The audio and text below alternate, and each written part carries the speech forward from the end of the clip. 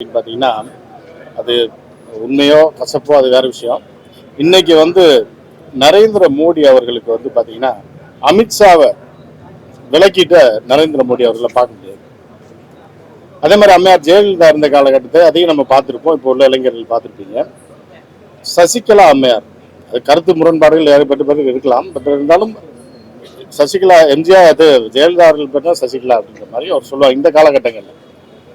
ஆனால் ஐயா ஆர்.எம். வீரப்பன் அவர்கள் இப்போ இந்த டாக்குமெண்ட்ரியில் பார்த்தீங்கன்னா பல அறிஞர்கள், வரலாற்று ஆய்வாளர்கள், அதாவது எம்ஜிஆர் அவர்களோட பயணித்தவர்கள்லாம் வந்திருந்தாங்க, பேசியிருந்தாங்க. ஐயா ஆர்.எம். வீரப்பன் அவர்களோட பயணித்தவர்கள், சூப்பர் ஸ்டார் கமல்ஹாசன் அவர்கள், இப்படி பெரிய பெரிய ஜாம்பவான்கள்லாம் பேசிட்டாங்க. அதுக்கு மீறி சொல்றதுக்கு, ஏன்னா இது ஒரு பெரிய வரலாறு, அவங்க சில விஷயங்களை பதிவு பண்ணியிருப்பாங்க. ஆனால் அவரை பற்றி ஒரு சில விஷயங்கள் சொல்லணும் அப்படின்னா, நாம் படித்த வரலாறின் அடிப்படையிலும் நான் சிறு வயதில் அரசியலில் பார்த்த விஷயங்கள், பத்திரிகை துறைக்கு வரும்போது ஐயா அமைச்சராக இருந்தார். 90களில் நம்ம தினமலர் பத்திரிகையில் வரும்போது அவர் அமைச்சராக இருந்தார். அந்த காலகட்டங்கள் பிரஸ் மீட் அட்டன் பண்ணியிருக்கோம். அவரோட பேசக்கூடிய வாய்ப்புகள்லாம் இருந்திருக்கு. அதை நேரில் பார்த்ததுனால நம்ம சில விஷயம் என்னன்னா, இப்போ ஒரு விஷயம், நம்ம ஒரே ஒரு விஷயத்தை மட்டும் நான் சொல்லி முடிச்சுக்கிறேன். வெறும் 18, 19 வயசு ஒரு பையன் இப்போ இந்த பக்கம் நிற்கிறான்னு வைங்களேன், என்ன யாரோ தம்பி யாரை பார்க்க வந்திருக்க அப்படின்ற மாதிரி தான் பார்ப்போம். அவரை விட சீனியராக இருக்கிறவர்கள் அப்படித்தான் ஒரு 18 வயது இளைஞனை பார்ப்போம்.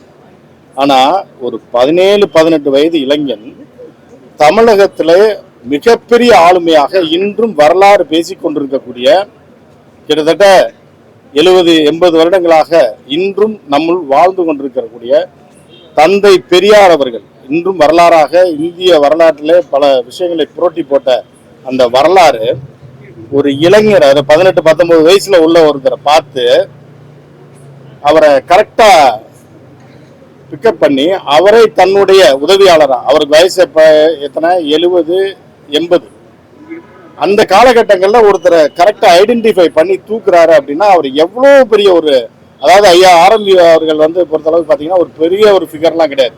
ஒரு 5 அடி 6 அடி உருவம், அப்படியே பாஜானு பாகவான உருவம், அப்படியே செக்கச்செவன் அப்படி சுண்டி விட்டார தவிர மாதிரியான ஒரு ஃபிகர் கிடையாது. நம் தமிழர்கள் எப்படி இருப்பாங்களோ மிக சாதாரணமாக ஒரு கிராமத்து இளைஞரை போல தோற்றமுடையவர். ஆனா அவரை எப்படி ஐடென்டிஃபை பண்ணி பெரியார் தூக்கி இருக்காரு பாருங்க. அது மட்டும் இல்லாம 2 வருடத்துல பேரறிஞர் என்று நீங்க பாத்தீங்கன்னா அமெரிக்கால இன்று வரைக்கும் அண்ணாவை பற்றி பேசிக் கொண்டிருக்கிறார்கள் பல பல்கலைக்கழகங்கள்ல.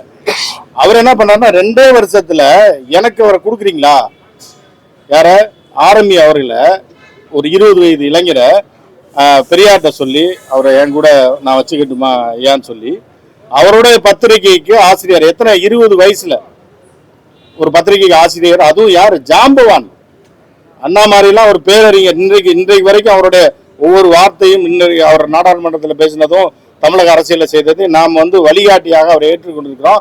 அவர் யாரை பார்க்கிறாரு, 20 வயது சிறுவனை பார்த்து பெரியார்ட்ட சொல்றாரு எனக்கு அவரை கொடுக்குறீங்களா அப்படின்னு. அப்ப எவ்வளவு பெரிய ஒரு அறிவுஜீவியாக அந்த சிறு வயதுல அவர் இருந்திருக்க முடியும்னு நினைச்சு கற்பனை கூட செய்து பார்க்க முடியல.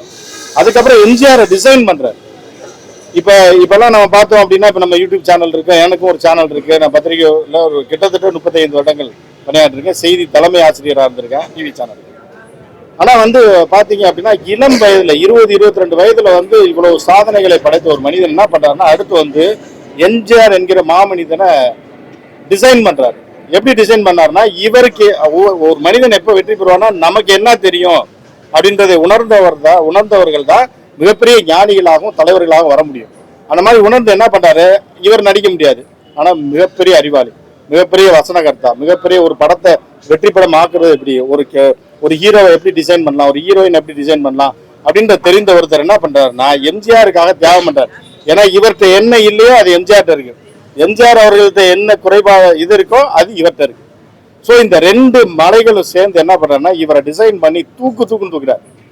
ஒவ்வொரு படத்துலையும், ஒவ்வொரு டைலாக்லையும், ஒவ்வொரு காட்சி அமைப்புலையும் தூக்குனது மட்டும் இல்லாம இப்ப இன்னைக்கு நம்ம பார்த்துருக்கோம், 1 லட்சம் பேர் கூடுறாங்க, 50,000 பேர் கூடுறாங்கன்னு சொல்லி இன்னைக்கு சில அரசியல் கட்சிகள்லாம் துவங்கி இருக்கிறாங்க, அவங்க கூட எல்லாம் இருக்கிறாங்கல்ல.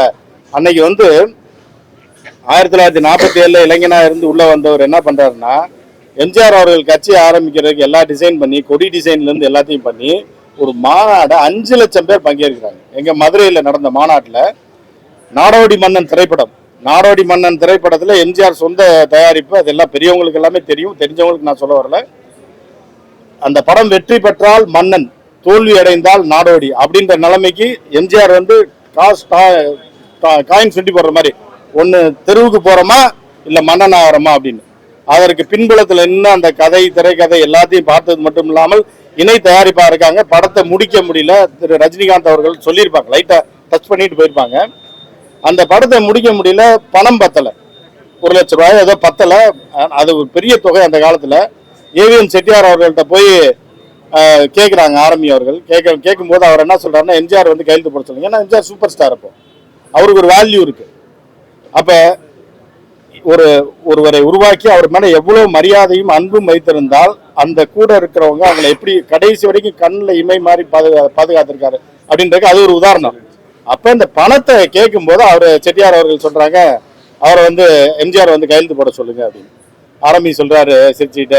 ஏன்னா செட்டியார் மிகப்பெரிய ஒரு மலை அவர் சினிமாவில். இந்த பக்கம் பார்த்தீங்கன்னா மிகப்பெரிய சூப்பர் ஸ்டார் எம்ஜிஆர் அவர்கள். ஆனால் ஒரு இது இருக்கத்தானே செய்யும், ஒரு ஏதோ ஒன்று இருக்கத்தானே செய்யும். அவர் நேரம் வந்து கேட்க மாட்டாரா, பணம் கேட்குறாரு, வரமாட்டாரா அப்படிங்கும்போது ஆரம்பி அவர்கள் சொல்றாரு சிரிச்சுட்டு, ஐயா இது வந்து அவர்கள் பதிவு செய்தது, அந்த தரப்பும் பதிவு செய்தது, இந்த தரப்பும் பதிவு செய்தது. என்ன சொல்லியிருக்காங்கன்னா, நான் என்ன கையெழுத்து போறேங்கும் போது ஆர்.எம். வீரப்பன் அவர்கள் வந்து ஒரு துணை தயாரிப்பாளர், அந்த படத்துக்கு வந்து தயாரிப்பாளர். இருந்தாலும் அவருக்கு என்ன அவ்வளவு பணம் அவரை நம்பி இல்லாமல் எம்ஜிஆர்னா கேல்சிட் வாங்கிக்கலாம் அப்படின்னு நினைச்சிருந்துருக்கலாம். அப்ப என்ன பண்றாருன்னா, இலங்கையோட ரைட்ஸை நாடோடி மன்னனுடைய, அப்போ வந்து இலங்கையில ஒரு மிகப்பெரிய ஒரு மார்க்கெட் இருந்தது. நாங்கள் சின்ன வயசுல பார்க்கும்போதும் ஒரு பெரிய மார்க்கெட் இருந்தது. அப்ப இலங்கையில ரைட்ஸை செட்டியார் அவர்களுக்கு எழுதி கொடுத்து எம்ஜிஆர் வந்து கையெழுத்து போட்டு கடன் வாங்க மாட்டாரு அப்படின்ற ஒரு நிலை. ஏன்னா அன்னைக்கு எம்ஜிஆர் அவர்களுக்கே அந்த நிலையா தான் இருந்திருக்கு பண விவகாரத்துல. அப்ப எழுதி கொடுத்து, இலங்கையோட ரைட்ஸ் எழுதி கொடுத்து அந்த படத்தை வெற்றி படமாக்கி சாதனையாக்கி காட்டியவர் யாரு அப்படின்னா, இல்லைன்னா அன்னைக்கே எம்ஜிஆர் இல்லை அப்படின்ற மாதிரியான ஒரு நிலையில எம்ஜிஆர் அவர்களே சொல்லியிருக்கிறாங்க.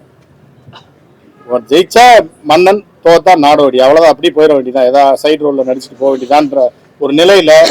இது ஒரு சின்ன உதாரணம். அண்ணா அவர்கள் வந்து 19 வயது ஒரு இளைஞரை தேர்ந்தெடுக்க, 19 வயசுங்க. அப்ப அண்ணா தேர்ந்தெடுக்கிறப்ப, அண்ணா ஒரு பெரிய அறிவுஜீவி, அவர் தேர்ந்தெடுத்திருக்காரு. பெரியார் தேர்ந்தெடுத்து ஏன் கூட இருக்கணும்னு கடைசியா எம்ஜிஆர் அவர் எனக்கு தரீங்களா, அவரை தத்தெடுத்திருக்காங்க, அவர் அறிவை தத்தெடுத்திருக்காங்க, அவருடைய நாலேஜை தத்தெடுத்திருக்காங்க. அவரை நம்பியவர்களை அவர் கடைசி வரைக்கும் கைவிடவில்லை. எம்ஜிஆர் அவர்கள் கடைசி காலத்தில் இருந்தவரை, அவரோட அரசியல் ஊர்ல இல்லாத போதும் சரி, இந்த தமிழகத்தை மறைமுகமாக ஆட்சி செய்தவர். கடைசியில ஒரு விஷயம், அது வந்து ஜாதி ரீதியை நான் பேசுறேன்னு நீங்க நினைக்காதீங்க. ஒரு சூழல் வருது, தமிழர்கள் ஆட்சி செய்து கொண்டிருக்கிறார்கள். ஒரு கட்டத்துக்கு மேல காமராஜர் அவர்கள், அண்ணா அவர்கள், கலைஞர் அவர்கள், இப்படி எல்லாம் தமிழர்களாக ஆட்சி செஞ்சுட்டு இருக்காங்க. எம்ஜிஆரும் தமிழர் இங்க இருந்தவர் தான், எல்லாம் போயிட்டு இருக்காங்க. அப்போ ஒரு லாபி நடக்குது. எம்ஜிஆர் அவர்கள் இறந்த பிறகு என்ன நடக்கிறான்னா, எப்பவுமே என்னோட சேனல் நான் சொல்லுவேன், அதோட உள்குத்த சொல்லுவேன் கட்டாயம்.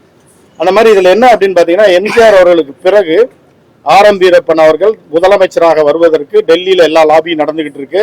ஒரு சிலை திறப்பு விழா, அந்த போட்டோ கூட இப்ப கையில இல்ல. அந்த போட்டோ, அந்த சிலை திறப்பு விழாவுக்கு என்னன்னா, ஜனாதிபதி வருகிறார், அதுக்கு கீழே ஆர்.எம். வீரப்பன் பேர் தான் இருக்கு. அப்படியெல்லாம் எல்லாம் ரெடி பண்ணிட்டாங்க, இவர் தான் முதலமைச்சர் அப்படின்னு.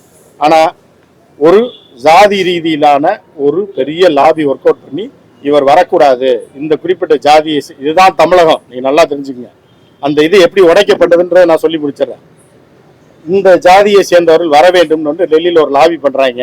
அப்படி வந்தவர் தான் அம்மையார், அவருடைய மனைவி. திடீர்னு மனமாற்றம் அடைந்து வர்றாங்க, அவங்களையும் பேக்ல இருந்து காப்பாத்துறாரு. அதுக்கு அடுத்து அம்மையார் ஜெயலலிதா வராங்க, அதே ஜாதியை சேர்ந்தவர். ஆனா அதுதான் தமிழகம். அம்மையார் ஜெயலலிதா அந்த ஜாதியினராக நடந்து கொள்ளவில்லை அப்படின்றது உங்களுக்கு எல்லாருக்குமே தெரியும். அவர் அதையும் உடைச்சு அவர் என்னென்னலாம் பண்ணாரு. ஏன்னா இது தமிழகம், இது திராவிட பூமி என்பதனால் ஆர்.எம். வீரப்பன் அவர்கள் என்ன நினைத்தார்களோ, அவர்கள் என்ன நினைச்சு 2 பேரை கொண்டாந்தாங்களோ, அவர்கள் 2 பேரும் அவர்களுக்கு எதிராகவே திரும்பியது ஒரு காலத்தின் கட்டாயமா வந்தது அப்படின்னு பாக்குறீங்க. ஆர்.எம். வீரப்பன் என்கிற அந்த ஒரு லெஜண்ட், அவருடைய அந்த டாக்குமெண்ட்ரியில ஒரு மூத்த பத்திரிகையாளர் என்ற வகையில் என்னை மாதிரி நிறைய பத்திரிகையாளர்கள் இருக்காங்க தமிழ்நாட்டில். எனக்கு வாய்ப்பு அளித்ததுக்கு நன்றி தெரிவித்துக் கொள்கிறேன். நன்றி சார். ஒருத்தர் பேசி கேள்விகள் கொஞ்சம் வெயிட் பண்ண, கொஞ்சம் ஆரம்பிய ஏன் பேச ஒரு நிமிஷம் அவர் பேச்சு ஒரு நிமிஷம் என்ன பேசி முடிக்கணும். எல்லாரும் வெயிட் பண்ணுறேன், கொஞ்சம் வெயிட் பண்ணுங்க, நீங்கள் பேசுங்க.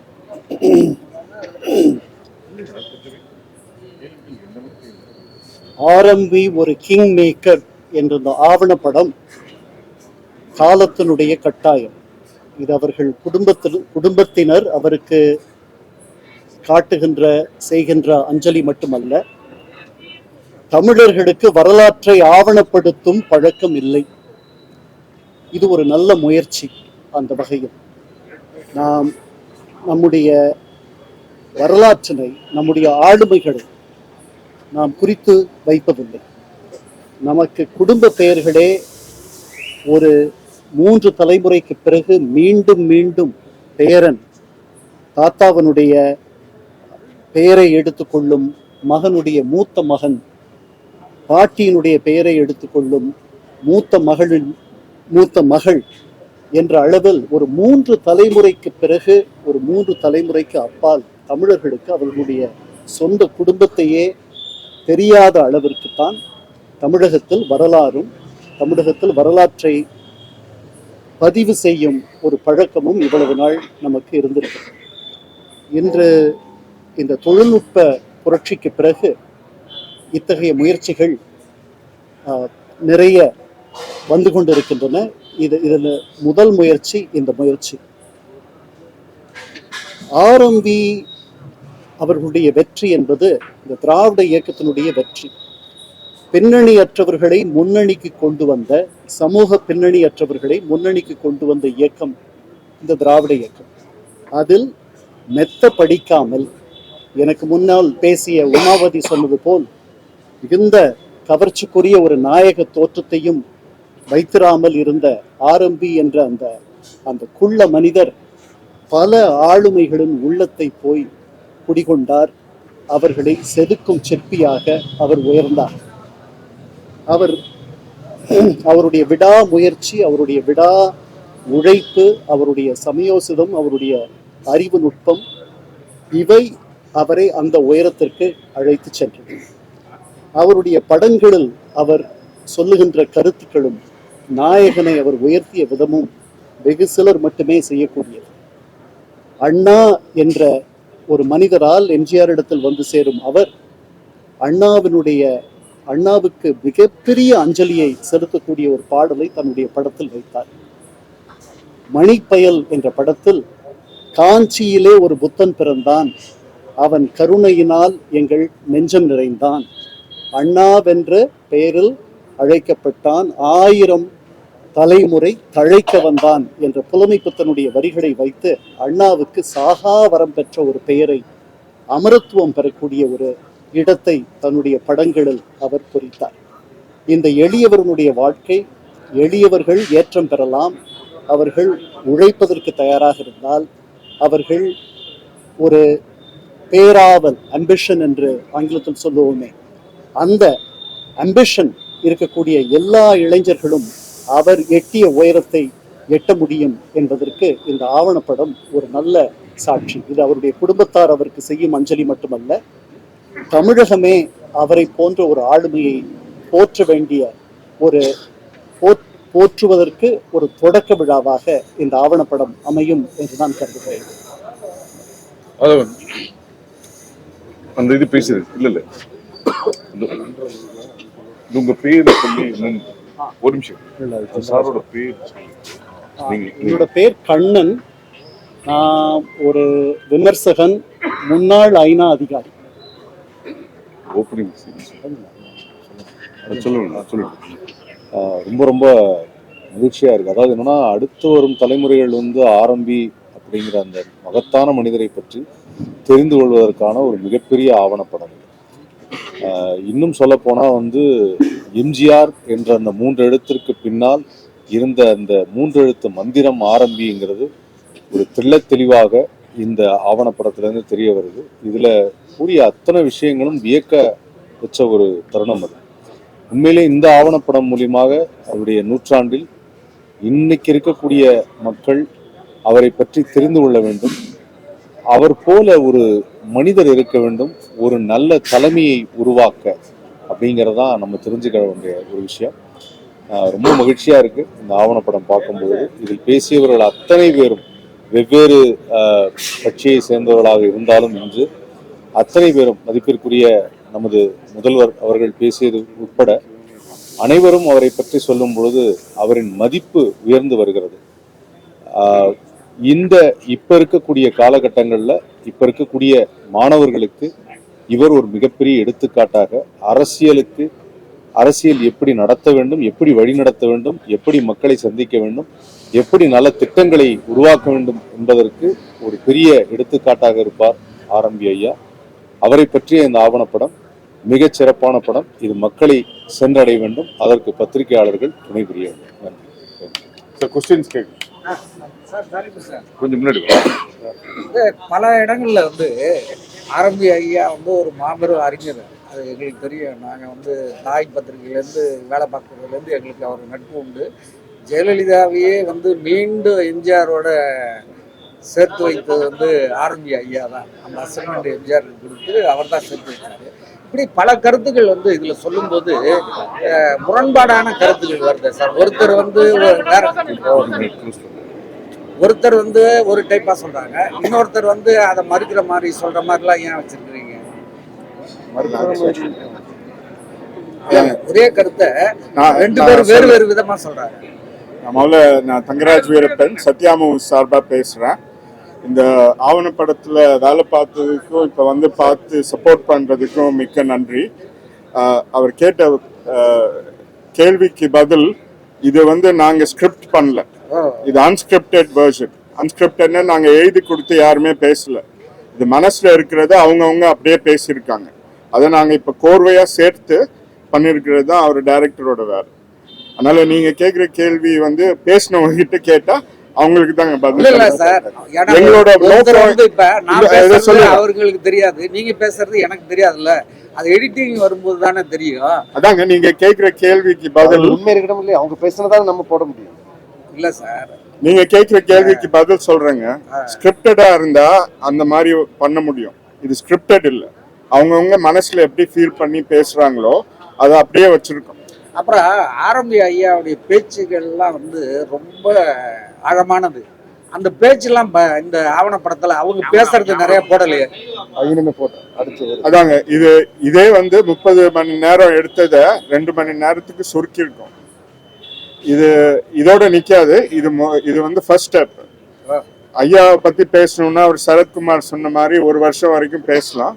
அது எப்படி வெளிப்படுத்தணுன்றதை இனிமேதான் முடிவு பண்ணணும். அதாவது டெலிவிஷன் மூலியமா இல்ல ஓடிடி மூலியமா 1/2 மணி நேரம் சீரீஸ் மாதிரி பண்றதுக்கு ஆன கான்டென்ட் இருக்கு எங்ககிட்ட.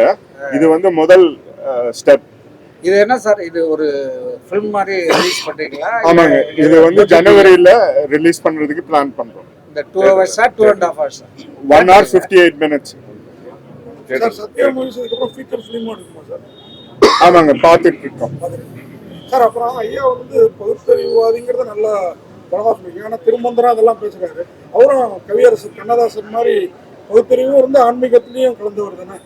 நீங்க வலியுறுத்தி சொன்ன மாதிரி தெரியல.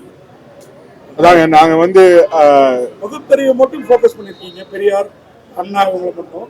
ஆன்மீகவாதிங்கிறது பெருசா தெரியல. அது ஓகே. பட் அவங்க 2 மடாதிபதிங்க பேசியிருக்காங்க. அவங்க வேற எனக்கு தெரிஞ்சு ஆரம்பி ஐயா தான் பெரியாரோடவும் நெருக்கமா இருந்தவர், காஞ்சி பெரியவரோடவும் நெருக்கமா இருந்தவர். எனக்கு தெரிஞ்ச உலகத்துல வேற யாரும் இருந்த மாதிரி தெரியல. திராவிட அறநிலையத்துறை பொறுப்புக்கு வந்ததுக்கு அப்புறம் தான் அறநிலையத்துறை அமைச்சரா நிறைய பேர் இருந்திருக்காங்க. காஞ்சி பெரியவரே யாரையும் கூப்பிட்டு அவர் கூட குளத்துல குளிக்கிறதுக்கு சொல்லல. நாங்க சொல்ல, அவங்க காஞ்சி மடாதிபதியே சொல்லியிருக்காரு. அதனால அதே போதும்னு நினைக்கிறோம். பட் இது இன்னும் வேணும்னா அதாங்க, இது நிறைய சேர்த்து சொல்லலாம். அது இதை பொறுத்து அதுக்கப்புறம் எப்படி ரிலீஸ் ஆயிட்ட அப்புறம் எப்படி பண்றதுன்னு பார்த்துட்டு ஆரம்பி ஐயாவுடைய வாரிசா இருக்கிறது இன்னைக்கு சத்யஜோதி தியாகராஜன் சார். அவரை பத்தி ஒரு இடத்துல கூட போட்டோவையோ பேரையோ குறிப்பிடாரு. காரணம் இருக்கு. அது உங்க கருத்துங்க. சத்யஜோதி தியாகராஜன் அவரோட வாரிசுன்னு நீங்க சொல்றீங்க. இன்னைக்கு சத்யஜோதி தியாகராஜன் தான் படம் எடுத்துக்கிட்டு இருக்காரு, சீரியல் எடுத்துக்கிட்டு இருக்காரு. ஆமா, அதனால அவர் வாரிசு ஆயிட முடியுமா? சரி இருக்கட்டும், அவர் ஒரு மருமகன் தானே. ஆமாங்க, மருமகன் தானே. ஆமா. அவர் பத்தி ஒரு லைன் கூட இல்ல, ஒரு போட்டோ இல்ல. இருக்கு, கடைசியில நீங்க உட்கார்ந்து பாத்துருந்தீங்கன்னா வந்திருக்குங்க. ஃபேமிலி போட்டோல இருக்காரு. ஃபேமிலி போட்டோல இருக்காரு. ஃபேமிலி போட்டோல இருக்காரு. சார், நான் வந்து 1972 என்னைக்கு வந்து திருப்பரங்குன்றத்தில் பேசினாரோ, அதே லாய்ட்ஸ் ரோட்ல பேசினாரோ கூட இருந்தவன். அப்ப ஆரம்பி அவர்கள் இல்லை, ரெண்டு கூட்டத்திலையும் இல்லை. அதே மாதிரி வடபழனியில கட்சி ஆரம்பிச்ச பிறகு எம்ஜிஆர் இதே வடபழனியில திடல பேசினார். அப்போ நான் அண்ணா பத்திரிகையில தென்னக பத்திரிகையில நிருபராக இருக்கேன். அப்பவும் ஆரம்பிய கலந்துக்கல. கிட்டத்தட்ட 17 நாளுக்கு அப்புறம் தான் அவர் வந்து கட்சியில் சேர்ந்தார். அது உங்களுக்கு தெரியுமா? நீங்க சொல்றது உண்மை இல்லைங்க. அது இப்ப வந்து பேசி தேவையில்லை. அங்க இருந்தவங்க சைவை துரைசாமி மாதிரி ஆளுங்க ரொம்ப லேட்டா வந்தார் சார். 72 கூட இருக்கேங்கிறாங்க. சைதை துரைசாமி, ஏசி சண்முகம், ஜெகத் எல்லாம் வந்து ஆரம்பிய சிஷியர்கள். சார், நான் உங்க காலேஜ் இல்லைங்க. இது எங்க முதல் மீட்டிங் நடந்ததுன்னு தெரியுமா? இது முதல் அதிமுக பத்திய மீட்டிங் எங்க நடந்ததுன்னு சொல்லுங்க. இல்ல, நான் இருந்தேன். அதிமுக பத்திய முதல் மீட்டிங் எங்க நடந்தது? இல்ல, அதிமுக பிரிஞ்சது காரணமான meeting Thiruparankundram meeting, Lloyds road meeting. அந்த ரெண்டு மீட்டிங் அவர் வரலங்கிறத நான் சொல்றேன், பதிவு பண்றேன். அவ்வளவுதான் சார். லட்டா படம் இருக்கு, சத்யா மூசி. இது ரீரிலீஸ் பண்ணீங்க சார், நிறைய பெரிய பெரிய வெற்றி படங்கள். ஆமாங்க. என்னென்ன படம் பண்றீங்க சார்? இப்ப பாஷா ரீரிலீஸ் பண்ணோம் கூலிக்கு முன்னாடி. இப்ப இதே கனி ஓடிட்டு இருக்கு. 200 நாள் முடிய போது அதுவும் ஒரு விழாவா வரும். நாளைக்கு காவல்காரனோட ட்ரெய்லர் ரிலீஸ் பண்றாங்க. அதுவும் அடுத்த வருஷம் வருங்க. அதே மாதிரி 3 முகம் எங்க படம் எல்லாமே டிஜிட்டலா ரீமாஸ்டர் பண்ணியிருக்கோம். ஒன்னா அது மார்க்கெட்டை பொறுத்து எப்படி இருக்கோ வருங்க. ரஜினி சார் எப்பவுமே வந்து யார்கிட்டயும் வார்த்தை விட மாட்டாரு, வார்த்தை கொடுக்க மாட்டாரு. ஆனா சத்யஜோதி ஃபிலிம் மட்டும் வார்த்தை கொடுத்திருக்காரு. என்ன கொடுத்திருக்காருன்னா, அடுத்த பாஷா 2 எடுக்கலாம் அப்படின்னு சொல்லியிருக்காரு. சத்யா மூவிஸ்ல இருந்து பாஷா எடுக்கலாம்னு சொல்லியிருக்காரு. அவங்க டேடியை வந்து அது வேண்டாம், வேற ஸ்டோரி போலான்னு இருக்காரு. ஒருவேளை உங்களுக்கு எடுக்க பிளான் இருக்குமா? என்ன பண்ணிட்டு அது விரைவில் அனௌன்ஸ் பண்றேங்க. டெஃபினட்டா ரஜினி சாரோட வச்சு பண்ணுன்றது என்னோட தனிப்பட்ட விருப்பம். சத்யா மூவிஸ் அவரோட 6 படம் பண்ணியிருக்கோம். அதனால எங்க ஃபார்முலா செட் ஆயிடுச்சு. அவருக்கு ஏற்ற கதை ஒர்க் பண்ணிட்டு இருக்கோம். அது ஐயா போன வருஷம் காலமானனால மார்னிங் பீரியட்ல இருந்தோம். எதுவுமே பண்ண வேண்டாம், இந்த டாக்குமெண்ட்ரி தான் எங்க ஃபோக்கஸ். இதோட நோக்கமே இது ட்ரிபியூட் தான் முதல்ல. அடுத்தது ஜெனரேஷன்ஸ், ஃபியூச்சர் ஜெனரேஷன்ஸ்க்கு என்னன்றதை டாக்குமெண்ட் பண்ணும். அது மூலியமா என்ன ஆயிடுச்சுன்னா, மறக்க கூடாத உண்மைகளும் மறையக்கூடாத உண்மைகளும் வெளிவந்திருக்கு. பட் நீங்க கேட்ட கேள்விக்கு இது இப்ப முடிஞ்சிருச்சு. இதை சக்சஸ்ஃபுல்லா ரிலீஸ் பண்ணி மக்கள் இடத்துல போய் சேர்க்கிறது தான் எங்களோட நோக்கம். அதுக்கு அடுத்து டெஃபினட்டா சத்யா மூவிஸ்ல ஏதாவது ஒரு நல்ல ப்ராஜெக்ட் பண்றதுக்கு நான் என்னோட முயற்சி பண்ணிட்டு இருக்கேன். இந்த மூவி வந்து அவருடைய பயோகிராஃபி டாக்குமெண்ட்ரி மாதிரி தான் பேசுறாங்க, எல்லாம் வந்து அவரை பத்தி சொல்றாங்க. ஆனால் பயோகிராஃபின்னும் போது இப்போ அம்மாவுடைய இதை எடுக்கும் போது அவங்க மாதிரி ஒரு கங்கனா ராவத் அந்த மாதிரி அந்த மாதிரி கொண்டு வரதுக்கான வாய்ப்பு இருக்கா? அதுக்கு கிங் மேக்கர் டைட்டில் வைப்பீங்களா? இல்ல, அதுக்கு வாய்ப்பு இருக்குங்க. அது கிரியேட்டிவ் ஒரு டைரக்டர் மாதிரி கதையாசிரியர் யாராவது நல்ல டீம் கிடைச்சா அது பார்க்கலாம். இது எங்க நோக்கம் அகேன் இது கமர்ஷியலுக்காக பண்ணல இல்லையா, இது ட்ரிபியூட்டுக்காக. ஐயா பேரை மறையக்கூடாது, உண்மை தெரியணும், ஃபியூச்சர் ஜெனரேஷன்ஸ்க்கு தெரியணும், ஹிஸ்டாரிக்கல் அக்யூரசி. அதனால்தான் நாங்க இது எதுவுமே எழுதி கொடுத்து யாருமே பேசல. இது அவங்களா பேசினது. இத்தனை பேர் பேசினதே பெரிய விஷயம். எனக்கு தெரிஞ்சு எந்த அரசியல் தலைவருக்கும் இல்ல தமிழ்நாடு திராவிட கட்சி தலைவருக்கும் RSSல இருந்து பிஜேபில இருந்து தமிழக முதல்வர் வரைக்கும் பேசியிருக்காங்க. அதனால அதே பெரிய விஷயம். அதை கேப்சர் பண்ணி வெளியில கொண்டு வர்றதுதான் எங்களோட நோக்கம். இந்த வீடியோ ஷூட் ஆனது ரொம்பவே யூனிக்கா இருந்துச்சு. மற்ற டாக்குமெண்ட்ரிக்கும் இந்த டாக்குமெண்ட்ரிக்கும் அந்த டோனா இருக்கட்டும், அந்த ஸ்கின் டோன்ல இருந்து ஆரம்பிச்சு அந்த கேமரா ஆங்கிள் இருந்துச்சு, அவ்வளவு சூப்பரா இருந்துச்சு. ஆனா டெக்னிக்கல் பார்ட்ஸ் படிச்சவங்க எவ்வளவு நாள் டூரேஷன் இருந்துச்சு சார்? இது ரொம்ப கடினப்பட்டு எடுத்தாங்க. இது எப்படி எடுத்தோன்றத உங்களால சொல்ல முடியல. அதுதான் தெரிஞ்சுது. இது எங்க ஸ்டூடியோலயும் எடுத்தது. ஒரு டைரக்டர் கொஞ்சம் எக்ஸ்பிளைன் பண்ண சொல்றேன். இல்லை அது மோஸ்ட் ஆஃப் தி பக்கத்துல ஷூட்டும் சாரோட ஸ்டுடியோவில் தான் நடந்தது. இது வந்து நாங்கள் இதுக்குன்னு ஒரு இன்ஃபினிட்டி வால் ஒன்று,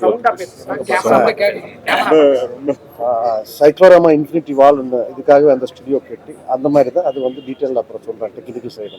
பட் இதுல நிறைய அட்வான்ஸ்டு டெக்னாலஜி டெக்னீஷியன்ஸ் ஒர்க் பண்ணியிருக்காங்க. அது இப்போ ரிவீல் பண்ணலாம்னு பார்க்குறோம். அது மெதுவா சொல்றேன். மேக்கிங் வாஸ் குட், எல்லாமே நல்லா தான் இருந்துச்சு. ஆனா சிலர் தான் பேசும்போது டெலிபிராம்டர் பார்த்து பேசும்போது அது நிறைய தெரியுது. அந்த டெலிபிராம்டிங் எல்லாம் ஏன்னா முன்னால ஸ்கிரீனை பார்த்து பேசுற மாதிரி அப்படி எல்லாம் நிறைய பேர் அப்படி யாருமே பேச தங்க பாண்டியன்லாம் நல்லா பேசக்கூடியவங்க தான். அவங்க தான் பார்த்தா கூட அந்த ஐ மூவ்மெண்ட் அப்புறம் ஒருத்தர் கண்ணு சிம்டி பார்க்க அது அவங்களுக்கு ஒரு கேமரா ஃபியர் இருக்கும் சார். என்ன சொன்னாலும் அவங்க எல்லாம் ப்ரொஃபஷனல் ஆர்டிஸ்ட் கிடையாது. நீங்க சினிமா பார்த்தவங்கள ஜட்ஜ் பண்ண அது ஆன்சர் தி क्वेश्चन. இதுல யாருமே ஸ்கிரிப்டே கொடுக்கலீங்க. அவங்க எங்க ஸ்டுடியோக்கு வந்து உட்கார வச்சு அவங்க என்ன பேசுறாங்களோ, அவங்க டியூரேஷனுக்கு எவ்வளவு பேசுறாங்களோ அதுதான் ரெக்கார்ட் பண்ணோம்.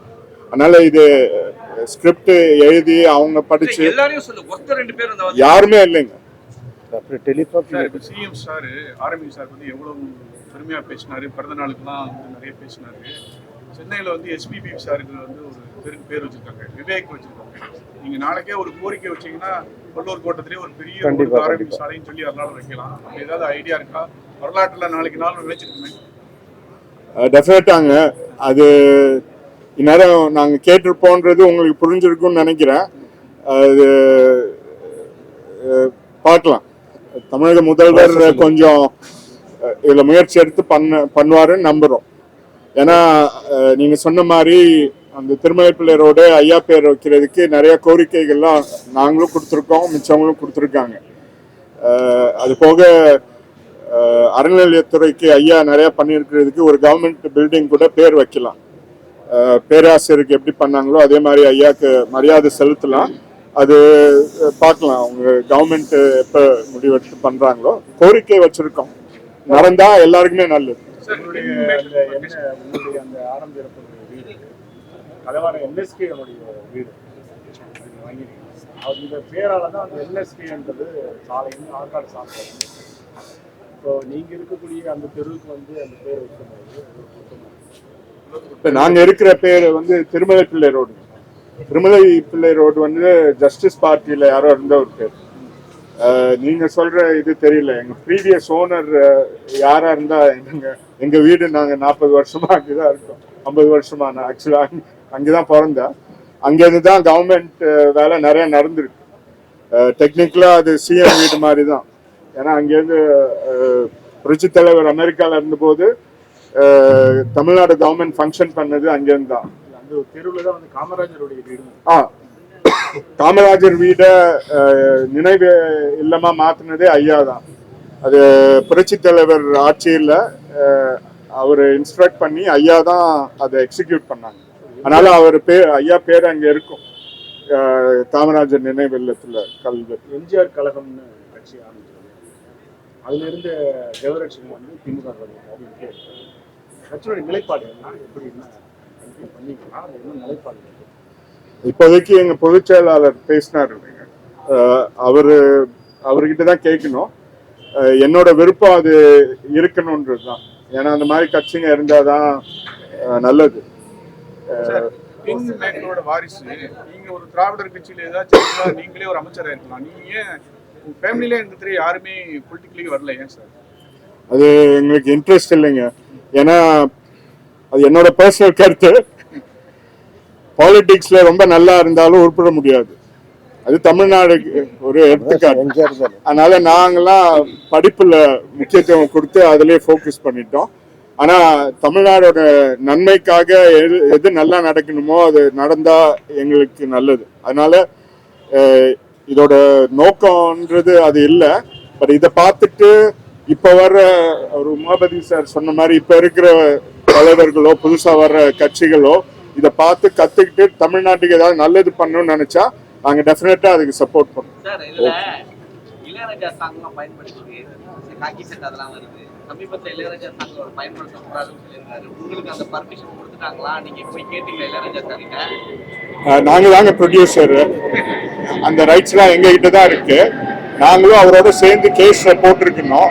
நாங்கள் வேற பிஸியாக இருந்ததுனால அதை பார்க்கல. அது எனிவே அது ஒரு பெரிய கொஸ்டின் மார்க் இருக்கு. அது வந்து அப்புறம் அது பாம்பே ஹைகோர்ட்ல முடிவு